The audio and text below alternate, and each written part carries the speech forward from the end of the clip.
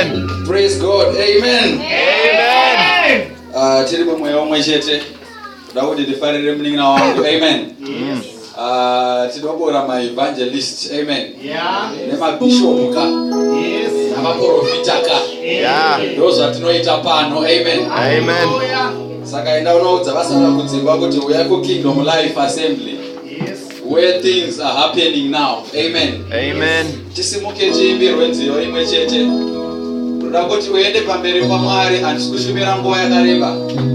Uye handisikushumira pfupi zvakare. But ndoda kuti ungodorera mweya wako pana Mwari ungoti Mwari taurirai kwanditaurai inini muzuva ranhasi. Dururai shoko remwaka. Chiimbirwe.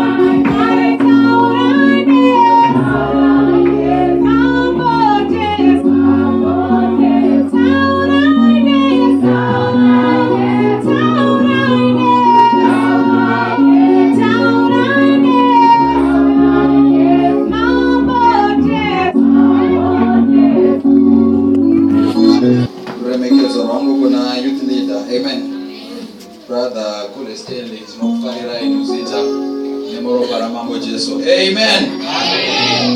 Hallelujah. Amen. Barikufara. Amen. Amen. Tichakumbira tiverengerwe Bible redu kuona Ecclesiastes chapter 9 verse 11.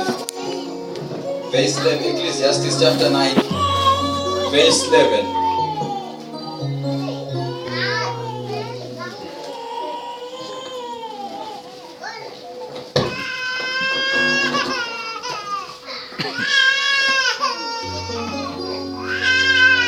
Ecclesiastes chapter 9 verse 11. Kana paine anokwanisa kuliverengerawo. Ngativerengerawo.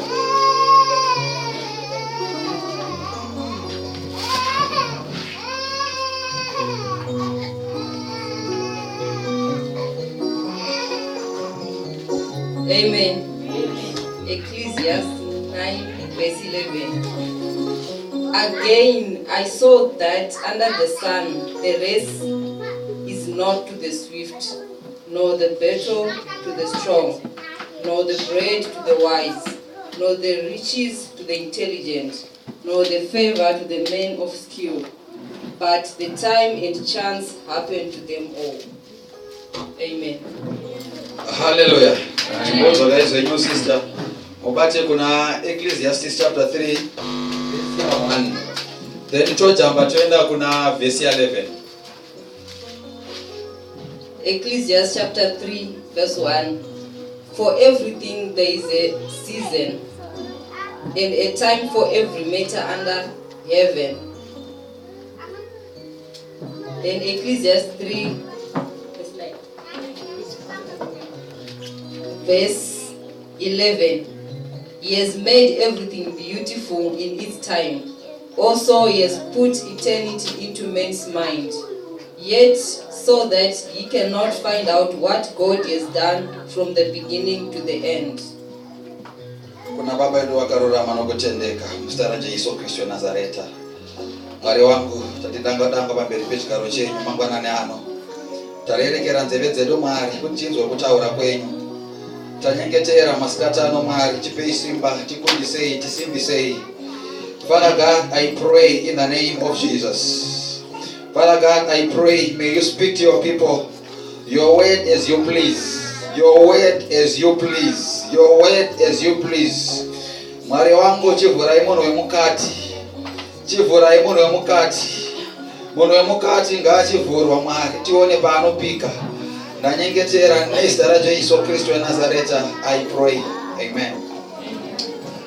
Masikati anenge mangwanani anhasi ndoda kubata nyaya diki. Amen. Nyaya yandisati ndambonzwa kazhinji chiparidzwa. Kana ndichirangarira ndakainzwa kurufu. Tichiudzwa kunzi chese chiri pasi chine nguva, kune nguva yekuzvarwa nenguva yekufa. But pavhesi yandaverenga pane zvakanyorwa zvisina kutaurwa kurufu. Ndava munhu achizvarwa ane kurarama kwaanoita kusingataurwi. Tinonzwa kuzvarwa nekufa. But mangwanani anenge masikati Mwari achinditendera ndoda kutaura the journey iripo pakati pekubarwa nerufu. Ndava handitendi uye handigutsikani kuti tinongozvarirwa kubarwa nekufa. Hallelujah. Amen. Amen. Amen. Amen. Bhaibheri ndo parataura richiti chese chiri pasi pezuva chine nguva. Iyambotanga achiti ndakadzoka ndikatarira zvakare panyika.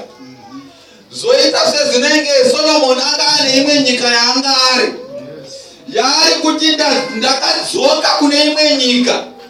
Ndikatarira ndikaona kuti panyika rwendo harisi rwevakashinga. The journey is not for the powerful. Yes. The journey is not for the powerful, for vanhu vakadzidza stereki. I want you to know kuti haisi nawe kunge uri professor. You can make it in life without a degree. You can make it in life without being a CEO. I want you to know that life is not about the presidents only. It's not about the MPs we know. It's not about being a prophet. It's not about being a prime minister. But I want you to know that you can make it from the dust. You can make it without going to grade 1. We know people who made it in life without attending university. Am I communicating? Yes. I shout a better amen. Amen. Amen. I'm preaching better than your way you're saying amen. Amen. I'm preaching better than that. Yeah. Hallelujah. Yeah. I want you to know that in life, there are two things that cannot be one amari. Yeah. Children's time and opportunity. Yes. Today I want to speak to you about time and opportunity. Time and opportunity is my sermon today. Hallelujah. Amen. Hallelujah. Amen. By definition, ndatsvaga chinhu chinonzi time. Ndakaongorora ndakaona kuti time chainoreva vakagona kana kuti vakaiendera kuchikoro vakaistarta vakaipasa. Ndakavabvunzawo kwandiri kuti ndichitaura neumwe doctor kuti chii chinonzi time. Kukati kwakanditi time chazvinoreva munengena. By definition kukudzidza kwavo akanditi zvinongoreva the definite continuous is akanditi the definite continuous progression of succession of existence or events. Amen. Ndo definition yaakandipa. Ndo paenderera mberi achinditi inapparent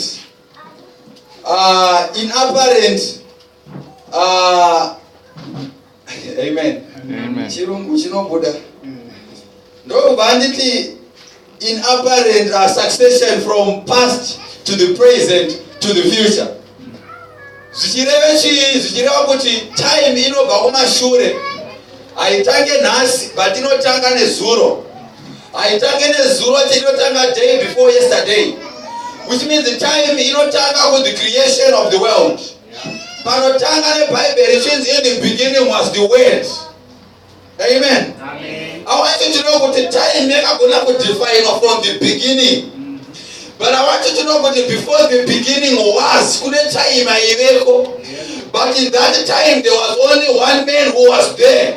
And the man was Jesus Christ. And the man is said is still here today. And he shall be there tomorrow. Amen. Amen. Are you getting me? Yes. So time in God's yakaita. Aina kutanga nasi yakatanga nezuro. Yakatanga kunguva ya Jesu ari ega pano pasi.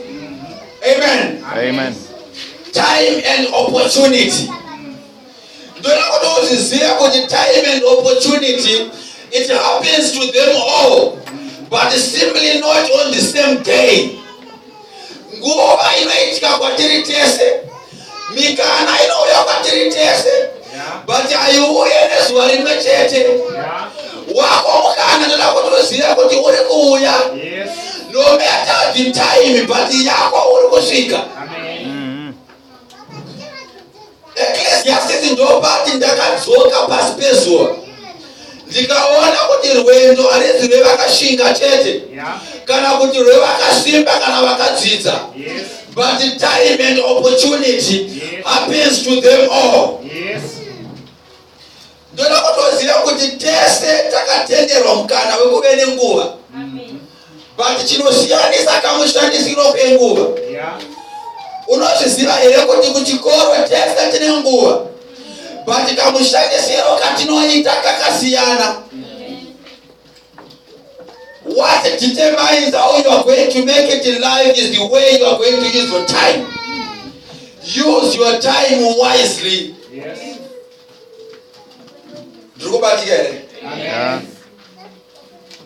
Shandisa nguva yako yese yakapiwa naShe nemazvo.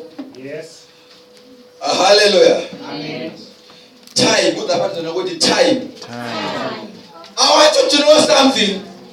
Chese tiri pasi pezuva chinoresponda kuchinhu one. Chinonzi time. Chese chaunofunga chinoresponda kuchinhu chinonzi time. Opportunity inoresponda kutime. Kupfuma kunoresponda kutime. Utano hunoresponda kutime. No wonder Bible razoti muna Ecclesiastes chapter 3 kune nguva yekurwara nenguva yekupora, which means healing responds to time. Kune nguva yekuzvarwa nenguva yekufa, which means birth responds after 9 months. Wamudumbu, which means it responds to time. Nokubati kune nguva yekufa, which means the roof responds to time. Kune nguva yekuve murombo, which means urombo unoresponda ku time. Kune nguva yekupfuma, which means kuti upfumi unoresponda ku time. Rekedza ndikuite kuti uzvizive uri pauri kuti level yauri kana urombo hwauri izvezvi ucharesponda kunguva. Amen. Ucharesponda kunguva. Nguva toda kuti uzive kuti inogona zvinhu zviviri. Nguva inogona kukutengesa kana inogona kukuleverera maringe nemashandisiro awaita. Hallelujah. Time inogona kukuleverera mwana wamai kana kuti inokutengesa. Ukaipedzera nguva yako uri kuzvisidzo inokutengesa mangwana. Ukaishandisa zvakanaka ichakuleverera. Hallelujah. Amen. Bible ukariverenga zvakanaka uchaona kuti nerimwe ramazuva Mwari anotaura naAbhurahama. Vanhu vababa vedu vekutenda vataurwa pano nemujaya. Panomuti Abraham, ndoda kuti ubve kumadzibaba ako. But I want you to know, I want you to move from your land alone. As you are moving from your land to the promised land, I don't want you to carry anything. I don't want you to carry not food, don't carry much dresses in you, amen. But I want you to move alone. Where to a promised land, amen. Hallelujah. Abraham a lot. But I want you to know that the same God that I want Abraham, if is the same God who visited Moses in a certain time and age. Moses,